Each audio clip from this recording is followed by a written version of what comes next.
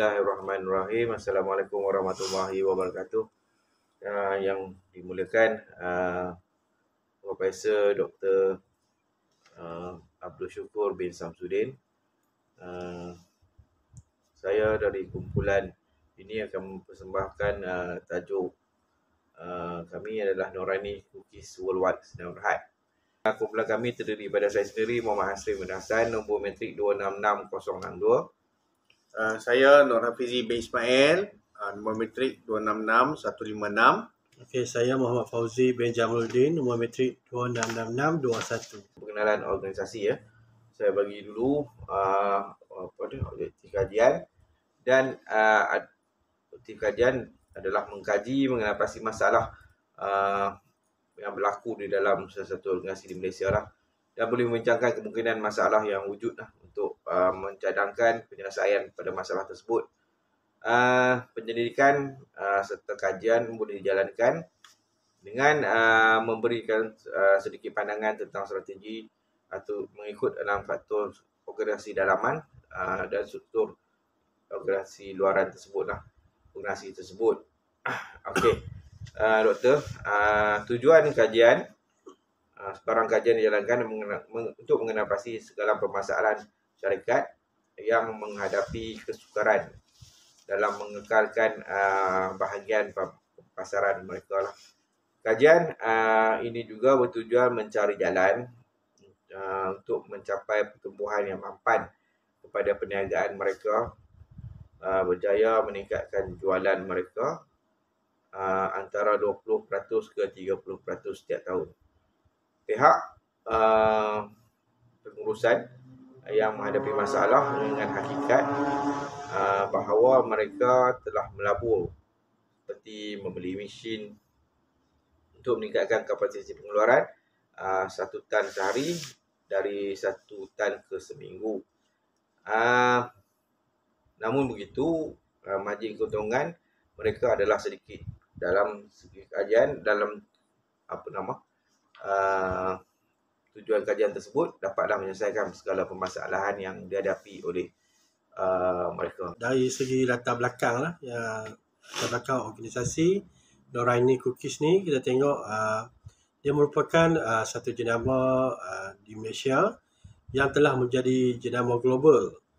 Organisasi telah ditubuhkan pada tahun 1984, iaitu dia mula dari menjual pelbagai jualan tradisional serta bawang nyonya. Biskut Nuraini diasaskan oleh Puan Hajah Nuraini Haji Ahmad.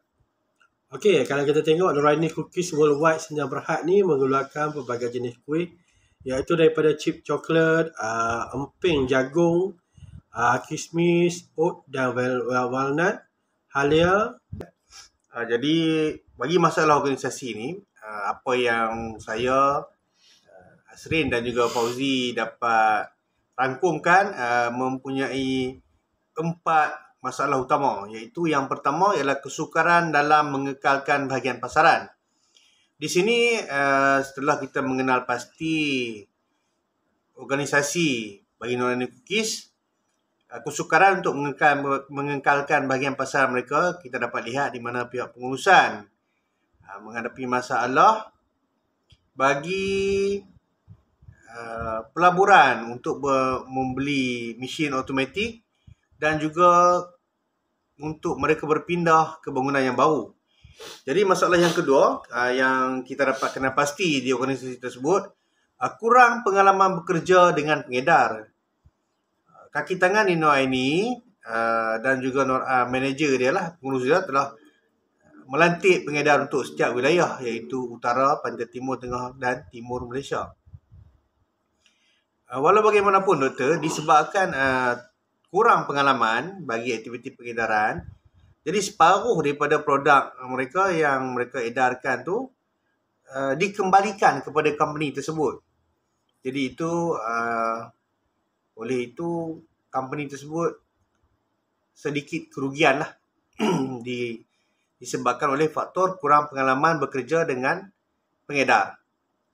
Masalah yang ketiga adalah servis produk. Servis produk ni kita dapat lihat apabila Nuraini tidak mempunyai kaki tangan untuk memberikan perkhidmatan ataupun menggantikan produk di rak kedai yang mereka datang untuk servis. Yang mana kedai-kedai runcit yang menjadi outlet kepada Noraini ni tak ada kaki tangan yang khusus untuk datang melakukan perkhidmatan seperti menukar ganti ataupun nak servis dekat mereka punya rak. Jadi yang ketiga adalah masalah servis produk. Apabila mereka kekurangan kaki tangan dan juga idea untuk mereka membaik pulih dan juga mencari pengganti produk yang baru, dan seterusnya adalah isu kaki tangan yang terhad. Sebagai contoh, jika kita lihat Cik Asrin Cik Fauzi, kita tengok expo yang terutamanya yang Fama anjurkan, Noraini Cookies tak dapat nak bagi komitmen untuk menghadiri kita expo tersebut, exhibition tersebut, disebabkan oleh kekangan kaki tangan. Jadi bagi faktor punca dan masalah, saya rasa eloklah Cik Asrin huraikan sikit. Sebab Cik Asrin yang berjaya dyno dia punya company tu. Aku duduk dulu. Okey, doktor, dari segi masalah ni memang kumpulan saya terlalu bagi masalah pada saya. Tapi saya akan huraikan serba sedikit tentang permasalahan. Dalam menjalankan tanggungjawab, merancang, mengatur, memimpin dan mengawal serta menguruskan, mengambil banyak peranan yang berbeza lah. Peranan ini adalah satu set jangkaan atau tingkah laku untuk dilakukan oleh seseorang untuk mengekalkan perniagaannya. Beliau harus mempunyai ciri-ciri usahawan yang berjaya. Walaupun dalam perniagaan tersebut beberapa masalah yang dihadapi, tetapi dia dapat diselesaikan masalah tersebutlah secara profesional dan semua berasukan lapang hatilah menerima segala permasalahan. Okey, ini permasalahan tentang kepimpinan atau pemimpin atau leader untuk satu organisasi. Sebagai seorang pemimpin, kita dapat melihat ciri-ciri kepimpinan Puan Noraini ini. Beliau telah memberikan inspirasi kepada pasukan ahli organisasinya dan akan mengarahkan serta memberi motivasi, tidak cuma memberi motivasi kepada staf bawahan cara menguruskan organisasi, tanggungjawab mereka dalam kumpulan. Okey, sebagai contoh, Puan Noraini memulakan operasi dalam perniagaan dalam bentuk domestik dan sederhana.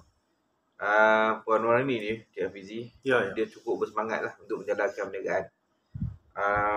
Memulakan kerjaya dia sebagai kemahiran sebagai tukang masak lah. Lepas tu dia berpindah kepada mencipta cookies lah.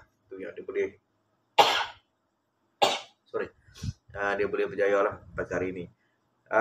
Kita dapat lihat operasi perniagaan Puan Noraini ni berkembang pada tahun 1994. Puan Noraini mengambil keputusan untuk berpindah dari satu lot kedai rampiran pasar malam Paya Jaras di Sungai Buloh.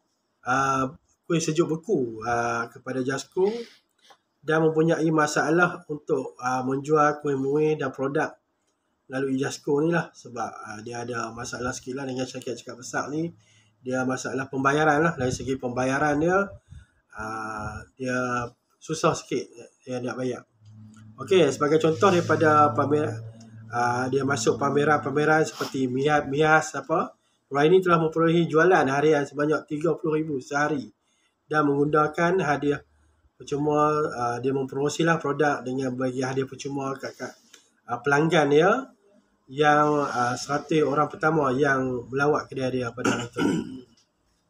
Okey, dari punca masalah seterusnya iaitu biskut Noraini dan pesaingnya.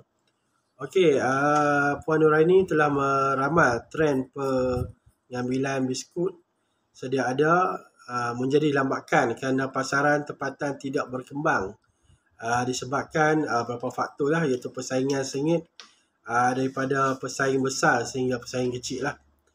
Okey, Noraini Cookies meletakkan dirinya bersaing dengan pesaing tempatan daripada syarikat kecil, sederhana dan syarikat perdagangan biskut yang lebih terkemuka lah. Okey, kategori biskut raya boleh dibagikan kepada dua kategori, iaitu syarikat besar dan perusahaan sederhana.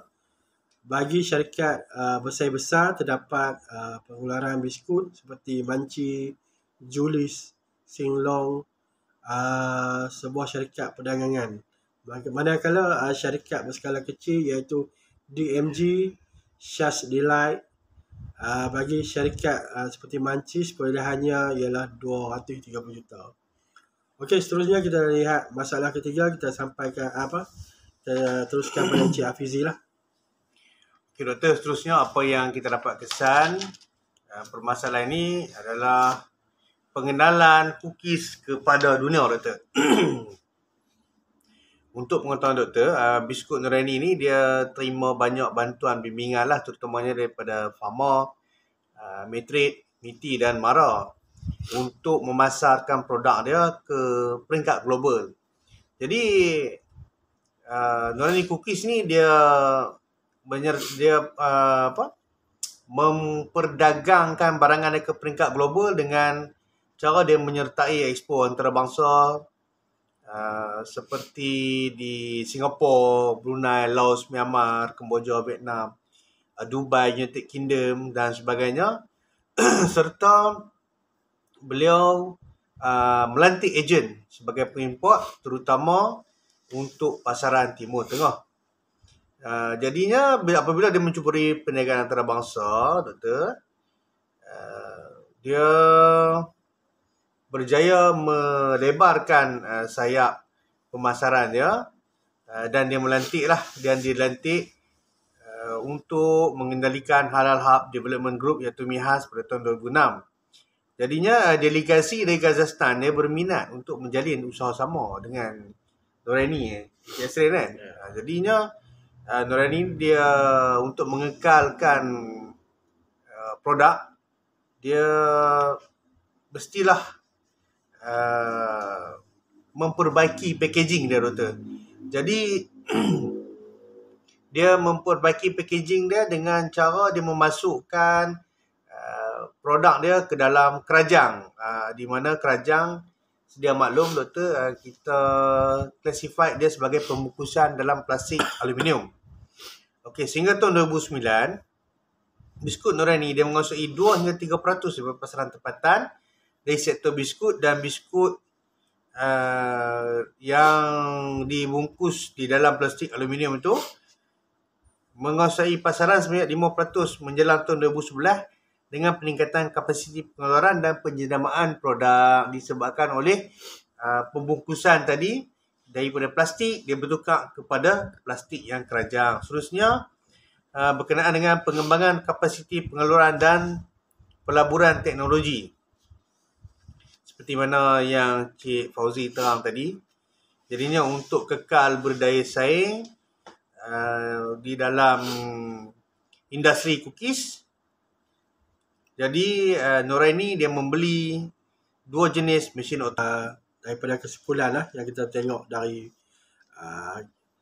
Puan Hajah Noraini ni, Haji Ahmad ni, dia kita tengoklah dari awal dia berniaga sampai kini kita tengok dia antara usahawan yang betul-betul tekal gigih ada usaha untuk mencapai sehingga dia berjaya sampai sekarang ni. Pada mulanya dia berniaga kecil-kecilan iaitu berniaga di rumah sehinggalah sampai sekarang ke peringkat global lah. Kita tengok hasil daripada jualan kecil-kecilan masa dia jual kuih muih dulu. Lepas tu beliau daripada kesimpulan lah yang kita tengok dari Puan Hajah Noraini ni, Haji Ahmad ni, dia kita tengoklah dari awal dia berniaga sampai kini kita tengok dia antara usahawan yang betul-betul tekal gigih ada usaha untuk mencapai daripada jualan kecil-kecilan masa dia jual kuih muih dulu. Lepas tu beliau mendapat perhatian daripada seorang pelanggan dia. sehinggalah dia produk dia boleh masuk hotel kan. Kita tengoklah dia antara usahawan yang begitu tekal dalam menghadapi rintangan. Walaupun pada tahun 1997 krisis ekonomi, dia tetap berusaha, dia tak mengaku kalah lah. Okey, hasil daripada keseluruhannya kita tengok syarikat Noraini Cookies dapat mengembangkan perniagaan bukan sahaja di negara-negara membangun, tapi juga negara-negara di luar iaitu Jepun, Mekah. Okey, setakat itu saja kesimpulan yang boleh kami buat. Kami sudahi dengan wabillahi taufiq wal hidayah. Wassalamualaikum warahmatullahi taala wabarakatuh. Terima kasih, Doktor.